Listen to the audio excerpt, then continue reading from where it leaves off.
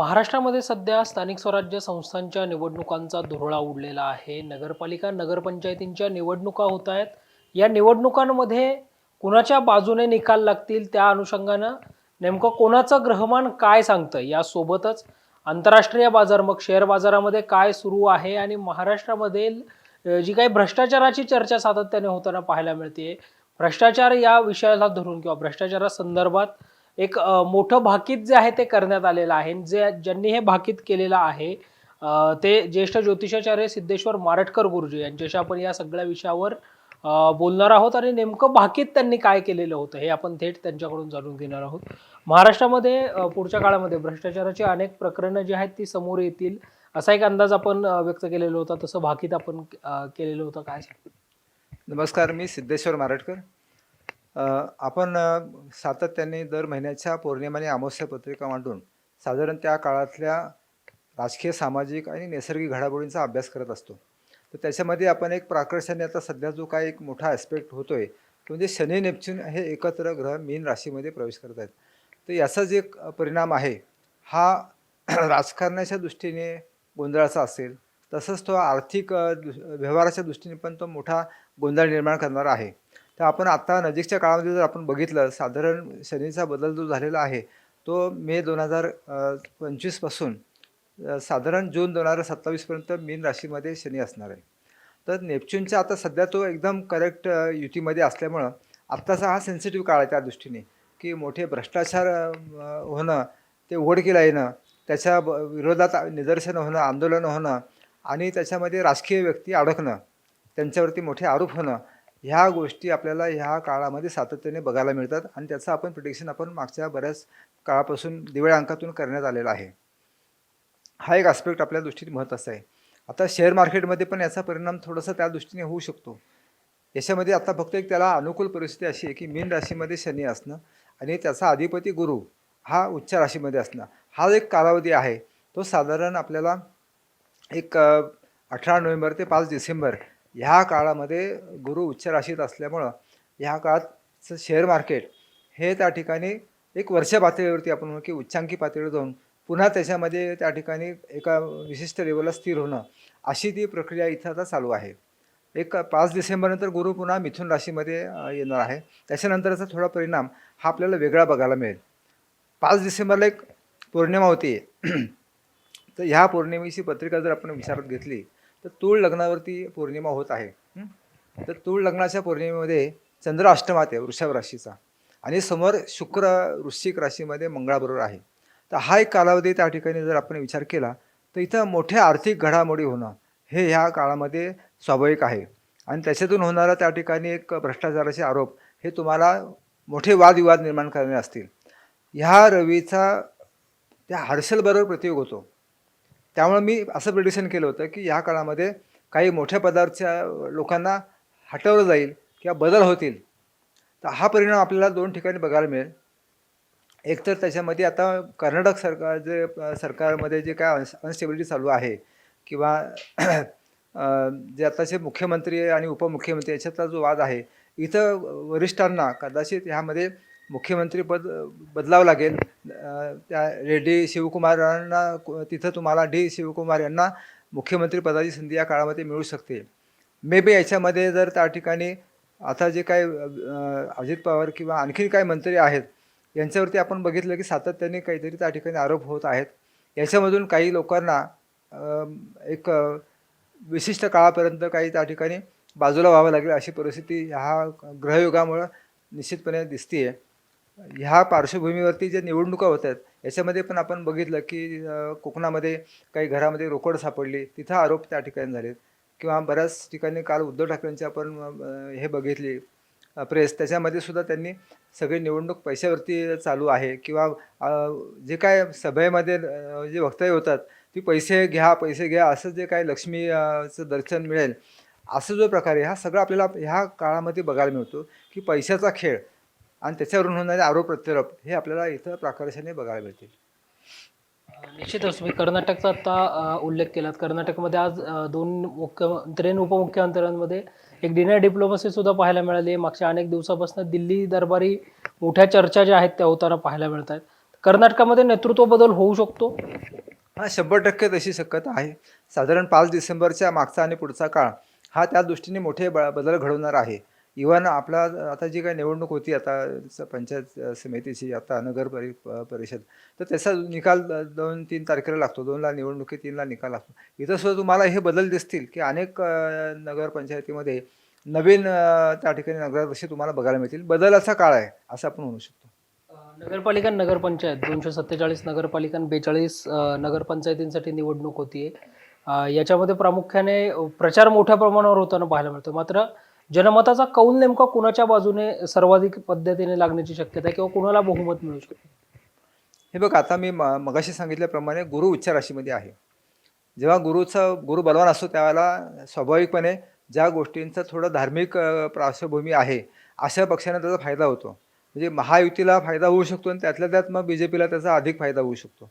त्यामुळं आपण म्हणू की त्या ठिकाणी सत्ताधारी पक्षाला त्याचा फायदा होईल आणि त्यांची बऱ्याच ठिकाणी बहुसंख्य त्या ठिकाणी आघाडी किंवा नगराध्यक्ष तुम्हाला बघायला मिळतील, सत्ता बघायला मिळतील. त्याच्या उलट शनी हा विरोधक पक्षांचा थोडं कारागृह असल्यामुळं तर तिथं थोडंसं त्या ठिकाणी शनी नेपच्यून गोंधळ आहे. त्यामुळे त्या विरोधकांचं एकमेकांच्या मध्ये त्या ठिकाणी आपल्याला ताळमेळ दिसत नाही. मुंबईसारख्या ठिकाणी सुद्धा काँग्रेस अलिप्त लढती आहे. तिथं सेना आणि ठाकरे आणि उद्धव ठाकरे यांच्यामध्ये त्या ठिकाणी राज ठाकरे यांच्यामधला जो काय त्या ठिकाणी युती आहे हा किती परिणामकारक ठरते. म्हणजे एका बाजूला महायुती म्हणून एकत्र लढणं काँग्रेसबरोबर आणि दुसऱ्या बाजूला राज ठाकरेंच्या बरोबर लढणं, याच्यामध्ये मला वाटतं प्लस मायनस काय खूप होईल असं वाटत नाही. 1-1 असं त्या ठिकाणी होऊन शेवटी परिस्थिती आहे तशी राहते की काय असं त्या ठिकाणी शंका आहे. इतर ठिकाणी सुद्धा विरोधी पक्ष खूप काही अगदी एकवटले असं दिसत नाही. उलट पक्ष बऱ्याच ठिकाणी सत्ताधारी विरोधात सत्ताधारी पक्षांची आघाडी असंच तुम्हाला बघायला भेटेल. तिथं कुठंतरी विरोधी पक्ष कुठंतरी त्या ठिकाणी आपल्याला दिसतो. तर विरोधी पक्षाचा गोंधळाचा काळ आहे सध्या. 2027पर्यंत ही परिस्थिती असते आणि आता सध्या पुढचं वर्ष पूर्णपणे जे 6 राज्यांच्या निवडणुका आहेत त्याच्यामध्ये सुद्धा हा कर्कीचा गुरु हा सत्ताधारी पक्षासाठी अतिशय अनुकूल असं काहीतरी मिरॅकल असे रिझल्ट, जसं बिहारला झालं अनपेक्षित जागा BJPने मिळाल्या, तसंच काही घडामोडी पुढच्या वर्षामध्ये आपल्याला बघायला मिळतील.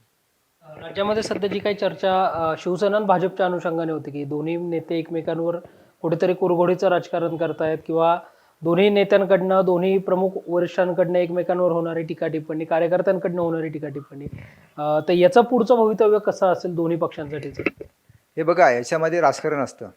तुम्ही मागच्या पण 14 ते 19 जेव्हा भाजप सेना युतीमध्ये होते आघाडी, तिथं सुद्धा हे एकमेकांच्या विरोधात लढत होते. याचं एक राजकारण असं असतं बरं का, सगळ्या लोकांचं मतदारांचं लक्ष ह्या 2 पक्षावरतीच केंद्रित व्हायला पाहिजे आणि विरोधी पक्ष त्या ठिकाणी त्याचा चर्चा होऊ नये हा एक प्रमुख भाग असतो. हे राजकारणाचा भाग आहे. त्यामुळे याचा फायदा त्यांना त्याच लोकांना होतो जे चर्चेमध्ये आहेत. चर्चा होण्यासाठी सगळ्या गोष्टी आहेत. हे पुन्हा त्या ठिकाणी निवडणुकीनंतर दोघं पुन्हा गुणागोविंदाने आणतील अशी परिस्थिती आहे. मुंबईतल्या जमीन प्रकरणामुळे अजित पवारांवर आरोप प्रत्यारोप होत आहे. तर अजित पवारांना यामध्ये राजीनामा द्यावा लागू शकतो का? अजित पवारांची कुंडली किंवा पत्रिका नेमकं काय सांगते? नाही, हे बघ, आता काय सत्ताधारी पक्षांचं एकूण सायकॉलॉजी बघितली, मानसिकता बघितली की आरोप होऊन 4 दिवस त्याच्यामध्ये त्या ठिकाणी त्या गोंधळ होतात, निदर्शन होतात, विरोधी सगळं होतं त्याच्यामध्ये. पण कुठंतरी त्या ठिकाणी अजित पवारांना बाहेर काढणं हे काय तेवढं शक्य वाटत नाही. परंतु तुम्ही गप्प राहा इथपर्यंत त्या ठिकाणी सांगितलं जाऊ शकतं की बा तुम्ही आता जास्ती बोलू नका किंवा त्याच्यामध्ये जसा वेळ जाईल तसा हा मुद्दा मागं पडत जातो. त्यामुळे तिथं त्यांना हात लावतील अशी शक्यता कमी आहे की त्यांना बाजूलाकडून दुसरं कोणतरी उपमुख्यमंत्री होईल असं नाही. पण त्यांना थोडंसं त्या ठिकाणी त्यांचा सेटबॅक निश्चित बसलेला आहे. कारण त्यांना पण कुंभार असे 7.5 आहे. तेव्हा अशा परिस्थितीला त्यांना फेस करावं लागते. त्यांच्याकडनं त्या ठिकाणी ज्या काही गोष्टी होतात तिन्ही पक्षामध्ये जर बघितलं, तिन्ही पक्षांच्या नेत्यांकडनं काही ना काहीतरी चुका झालेल्या आहेत. शिंदे सेनांच्या पण त्या ठिकाणी काही आमदार अडचणीत आहेत. शिरसाट त्यांच्यावरती काही आरोप आहेत. ते सगळीकडे आहे. परंतु हे लोकांना, सत्तेमधल्या लोकांना ह्या सगळ्या गोष्टीमधून त्या ठिकाणी वेळ गेला की पुन्हा त्या गोष्टी त्या लोक विसरून जातील किंवा त्याच्यामध्ये ते मुद्दे आहेत असेच राहतात आणि त्याच्यामध्ये विशेष काही खूप मोठे बदल होईल अशी शक्यता वाटत नाही. बिहारमध्ये NDAचं सरकार येईल असा अंदाज तुम्ही वर्तवला होता आणि यावेळी जास्त जागा येऊन सुद्धा भाजपने खरं तर दुसऱ्यांदा मुख्यमंत्री पद जे आहे ते नितीश कुमारांना दिलं. मात्र यावर्षी गृहमंत्रीपद मात्र भाजपने स्वतःकडे ठेवलेलं आहे. तर बिहार सरकारसाठी नेमका कसा हा कार्यकाळ राहील? बिहार सरकार आपला कार्यकाळ पूर्ण करू शकेल? हे बघा, आता मुख्यमंत्री म्हणून आपण त्याचा विचार करू की ज्या दिवशी नितीश कुमार यांनी शपथ घेतली त्या दिवशी अमावस्या होती. 11:40 सकाळी त्यांनी शपथ घेतली, तर त्यावेळेला अमावस्या होती. दुसरी गोष्ट, त्याच्यामध्ये चरलग्न मकर लग्नावरती ही शपथविधी झालेला आहे. तेव्हा नितीश कुमार हे तात्पुरते मुख्यमंत्री आहेत. म्हणजे इथं आता जसं आपण म्हटलात की एक मुख्य खातं त्यांनी भाजपकडे गेलेलं आहे. हे नावाला मुख्यमंत्री आहेत. त्यातून सुद्धा त्या ठिकाणी माझ्या मते ऑगस्ट 2026 नंतर आपल्याला नवीन मुख्यमंत्री तुम्हाला बिहारचा त्या ठिकाणी झालेला दिसेल. आता काय झालं की नितीश कुमारांचा चेहरा त्या ठिकाणी निवडणुकीमध्ये यश मिळवण्यासाठी आवश्यक होता, तर त्याचा त्या ठिकाणी वापर झालेला आहे. आणि महत्त्वाची काठी पण आता भाजपने जागा जास्ती म्हणून घेतलेली आहेत. नवीन पुढच्या वर्षामध्ये भाजपला मुख्यमंत्री होणं किंवा नितीश कुमारांचा एखादा उत्तराधिकारी जो असेल त्याला एक काही काळापुरतं पुन्हा त्या ठिकाणी चेंज. मात्र नितीश कुमार 5 वर्ष राहणार नाही एवढं नक्की, कारण ज्या वेळेवरती शपथ घेतली ती चरलग्नावरची होती, अमावस्या होती. त्यामुळे नितीश कुमार 5 वर्ष पूर्ण करणार नाहीत, परंतु युतीचाच कोणी नवीन मुख्यमंत्री तुम्हाला बघायला मिळेल. अगदी या मुलाखतीचा शेवटचा प्रश्न, आंतरराष्ट्रीय बाजाराची स्थिती नेमकी कशी राहील? कारण शेअर बाजारामध्ये बऱ्याच काही घडामोडी ज्या आहेत त्या सध्या सुरू असल्याचं पाहायला मिळते. हां, इथं आता काय होतं आहे की ह्या पौर्णिमेच्या पत्रिकेमध्ये तूळ लग्न आहेत. तूळ हा व्यापाराचा आहे आणि त्याच्यामध्ये बुध हा महत्त्वाचा ग्रह त्या ठिकाणी पहिल्या स्थानात आहे. दुसऱ्या बाजूला दशमात गुरु उच्च राशीचा आहे. तेव्हा मी याच्यामध्ये असं प्रेडिक्शन केलं होतं की हा जो काळ आहे हा बिघडलेली घडी, विस्कटलेली घडी परत जागेवरती आणणारा काळ आहे. त्या बऱ्याचशा गोष्टी आता नॉर्मल व्हायला सुरुवात होईल. त्यामुळे ह्या पौर्णिमेनंतर आपल्याला त्या ठिकाणी व्यापारामध्ये बरीचशी स्थिरता किंवा स्थावरता त्या ठिकाणी तुम्हाला बघायला मिळेल. काही जे टेरिफ निर्णय आहेत त्या ठिकाणी याच्यावरती पुनर्विचार होऊ शकतो. पुन्हा त्या ठिकाणी एकमेकांच्या समजुतीने काही गोष्टी सुधारल्या जातील, जेणेकरून व्यापारामध्ये चांगली परिस्थिती आपल्याला बघायला मिळेल. निश्चितच आंतरराष्ट्रीय बाजार नेमका कसा राहील, राज्याच्या राजकारणामधल्या ज्या काही चर्चा, बातम्या समोर येताना पाहायला मिळत आहेत, तर या अनुषंगानं राज्य सरकारचं भवितव्य काय असेल आणि सोबतच स्थानिक स्वराज्य संस्थांच्या निवडणुका, ज्याच्यामध्ये नगरपालिका नगरपंचायतींच्या निवडणुका जाहीर झाल्यात. 2 डिसेंबरला मतदान, 3 डिसेंबरला मतमोजणी होते. तर या सगळ्या निवडणुकांमध्ये सुद्धा जनमताचा कौल नेमका कुणाच्या बाजूने असेल, नेमकं भविष्य काय सांगतंय, पत्रिका काय सांगते आणि ग्रहमान काय सांगतं, या सगळ्या अनुषंगाने आपण ज्येष्ठ ज्योतिषाचार्य सिद्धेश्वर मारटकर गुरुजी यांच्याशी ही चर्चा जी आहे ती केलेली आहे. व्हिडिओ जर्नलिस्ट निलेश लोहारसह संकेत देशपांडे, टॉप न्यूज मराठी, पुणे. आता जोकासू STP या अत्याधुनिक जॅपनीज तंत्रज्ञानाने सुसज्ज, quick installation, energy efficient, noiseless blowers, low maintenance या आणि अशा वैशिष्ट्यांनी परिपूर्ण जोकासू STP तंत्रज्ञान प्रकल्प उभारणीपासून ते विक्री पश्चात समाधानकारक सेवा देणारी, भारताबरोबरच परदेशात देखील प्रकल्पांची यशस्वी उभारणी करणारी company Deccan water treatment private limited.